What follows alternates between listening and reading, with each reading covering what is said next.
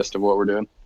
Okay, we are back looking at game 4 of last week's Team Clank versus Team Seeker tournament. The score is 3-0. Clank, looking at your trade here, looks like you've got 8 Morts, Max Zerks, a bunch of goals. Pretty standard stuff. You want to talk us through what your plan was? Part 2, baby.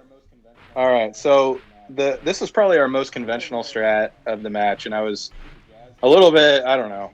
I wasn't super jazzed about it, and I switched up what I originally wanted to do in some sense because people told me that I was kind of being a little dumb with it, and so I eventually, kind of saw what they were talking about. But I will say, so you can see that we got no souls, which, that's pretty common these days. If we had started south, I probably still would have gotten anywhere from 6 to 8 souls, purely because they can cross the South River and then get onto those hills there. And if you give them a goal, it can help keep the FG off of them, and they can try to get an FG health advantage. But my current strat there: no souls, max morts, max zerks. Like anywhere from, I think it was like 10 to 12 goals, somewhere in there. So pretty standard stuff for this day and age. The little twist on it was that Paris North actually gets the mid flag faster here, specifically Paris's FG. And so he was supposed to go mid and then immediately cross and go north to meet up with the other FG LSO. And then those two were going to FG on that flank. And then Adren has a Zerk, 2 Mort, and Puss squad that was also going north. So put in my 3 strongest players. I just wanted to make sure that we absolutely wrecked north. And then everybody else is just mid and facing south from our mid-east flag to kind of slow down the other flank. I'm going to flip it over and talk a little bit about what I believe could only be loosely termed as a strategy from Seeker's team. So we've got 29 or so thrall, only 4 morts, no souls, and a bunch of zerks.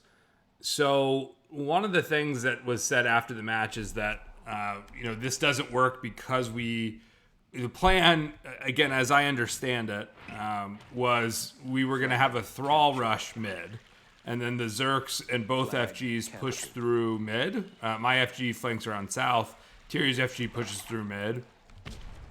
But when I watch this replay, you can see your team is fanning out, like you said. LSO, heading here north. Paris is heading mid. You watch this play out. We send like 19 thrall and 2 morts on D. And then we are sending like, I don't know, what is that? 10 thrall mid. So So was that guy supposed to go to the defense flags like he did, or was that a miscommunication? I don't know exactly. So there was a little bit of confusion on our side. We had 2 different rush strats proposed. I had talked about doing a full south rush where you get Stigs and minimal thrall, and it's just like full melee with a couple morts. I think this was a limp adaptation, or maybe it was a limp and seeker adaptation. So it's limp on the flag. So I guess I do think that was intentional, since this was a strat he had worked on. Homer was supposed to come with me, so you can see Homer's here south. He was supposed to flank around, but looking at this right now, your mid, you got 3 morts mid, and you've got basically all 6 morts are mid.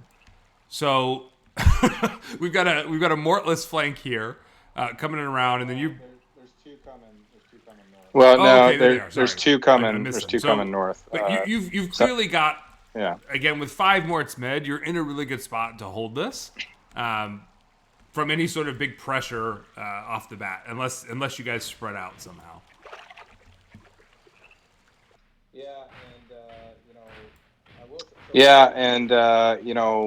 I will. So with your rush strat with the Stigs, I'm intrigued by it, but would they be rushing with an FG, or is there's a famous film out there. I stole this from 9ball from back in the day, where Name Changers rushes Armageddon on this. And basically, worst case, you just ignore flag 3 and run around to tag backs. But neither here nor there. Don't want to talk about a strat we didn't do. And then this is the other problem. Go ahead. I would love to just see that Stig Rush. I would love to see that Stig Rush versus 6 Yeah, Morts. I mean it's my only tricky, thing. right? Because you are prioritizing. It ends up being rock paper scissors, right? You either win the game in the first 2 minutes or 3 minutes, or you lose, right? But looking at this game, Yeah. we're pushing now with Zerks. So the criticism of not waiting for the Thrall, I don't think these 10 Thrall matter much. But what I do think is a problem is that we only have one goal mid. So right now, right, we have these that are back here, but Paris's FG, the whole thing with FGs is that they're super OP, but you have to be really careful when you're around a goal because you can get pus and die. So you guys have 3 mid, so Tiri's got to be pretty careful. We've got 1. So Paris is pretty free, as he does here, to just start slapping stuff.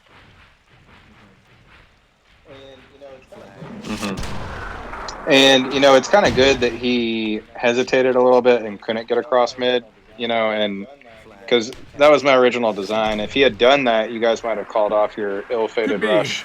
Your Morts are doing a good job. They're getting off a bunch of shots. So at this point, our Zerks, we have a bunch of super red Zerks. You guys are up a little bit. Homer, again, starts to come mid. Soon turns that back around. But yeah, I don't know what Tiri can do here against 3 goals. We do reinforce with some goals finally. I'm pressuring over here. This started off really good. You guys missed a pass. Yeah. Oh, my small dudded on you. Get out of here. So one of the plays of the game, if both. Honestly, the best thing. You got Paris's FG frozen. I've now pushed your goals. I really should have slapped General X's goal. I didn't know if that had big pus or not. Adren and EW made the point that if I slap this pus from behind, even if it's a big pus, it doesn't freeze me. So I end up not doing that at the last second because I get scared. Yeah. It's Can you see whose goal that is? Can you see whose goal that is? Because Shed claims that it was him. Shed has no goal. There's Funk and Jinax are the 2 goals here. I think Shad might have pussed Tiri then. That's what he was claiming. I think Shad might have pussed Tiri then. That's what he was claiming. But really, General X makes a huge play right there that he's about to make. And I think that the better thing that Tiri might have been able to do is go join you up, kill our flag units right there, and then go back mid. But anyways, let's watch it play out. Yep, there it is. So. Ooh. Yeah. So the goal was hidden in that I knew it was Zerk there. pack. I mean, super sneaky. It was just one of those things where when I didn't slap the goal, I just had to leave. I got greedy, tried to slap the Morts, thinking I could get up on this hill. Doesn't happen. At the same time, Tiri and Paris FGs are also both going down. If I survive here and can reinforce to try to attack this with what's left of our mid, maybe we can make it a little bit closer. But I don't think so because you guys are pinching this mid forest, reinforcing it. You'd still have flag 3 and these Morts that could come up and pinch. So I'm not sure it would have mattered. Yeah. And while all of this is going on, LSO is getting your flags with the other FG, which, that was a questionable call. I could have told him to just go straight mid when I saw all this stuff going down. But I feel like with all the Morts that we had, we never were in super big trouble. So I just told him to keep getting flags. It's supposed to be a Thrall rush mid. Our Thrall are just chilling underwater, haven't done anything. And then you've got Homer and Lim. So we had... I mean, that's if you add up 15% Trejo, just doing nothing right there. Grim, Limp, and Homer's percent. We've got something like 34% just chilling, which is not great. Yeah. But that's really the story of the match, isn't it? It's like there are multiple maps or matches or games in this match where you have something like you're basically fighting 100% against 70% because you have 30% doing nothing. Yeah, I think that's fair. Somewhere else on the map. This one, I think this was just a hardcore strat fail. Personally, I don't know that an in-game adjustment would have helped. On something like Poison, as we talked about, I don't think the strat was necessarily the problem. It was just leaving all of that percentage somewhere it didn't need to be. agree with you on Haver, as we've talked about.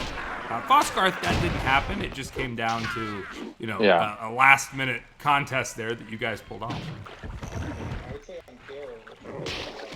Yeah, I would say on Care, that's the case as well, as we're going to see next match. And I'll kind of provide my thesis on that one. So this is a little intriguing to me because LSO was barely frozen there. Do you agree with that? Yes. He was certainly frozen much less long than yours was. I believe that it is variable. I'd always thought that a big pus froze longer than a small pus, but I don't actually think that's true. Didn't matter. Even if LSO dies, because that was a big killing nothing, the game's over.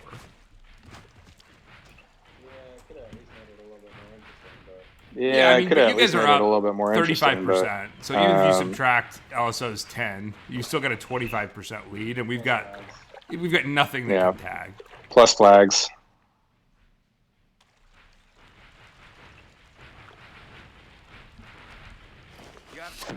And the other interesting thing, again, I could have probably just not attacked the mid flag and run around and made your goals chase me to flag 2. Because even if I get past, 3 Thrall Elite probably don't kill me. We could try to just play the tagging game. But wasn't really the plan. Didn't work out. Yeah. We're about to see some awesome team killing. There it is. Adren fires those more balls, and he's like, I can't believe you didn't move. Like, he said that. We're all just like incredulous. Like, that is the most Adren thing I've ever heard. Good damage from Shad. So he did pump out some 54 damage. Impressive ratios from your FG boys. All around, I think, good win. And you're now up 4-0. I thought that was the most boring game of the entire match. I thought that was the most boring game of the entire match. It's just, I don't know. Axe used to be one of my favorite maps, but I just think it doesn't play out super exciting anymore. It's a try, most games are pretty much the same. You get to play with FGs, but if you're not one of those 4 players, and I don't know, it's just days, a little stale. Like, everyone in the game, for the most part, knows that you have to be with a goal at all times. And the high-level games turn into FGs shadowing FGs. So, that's a statement that, on Axe, I would say the average, quality of the game has gone up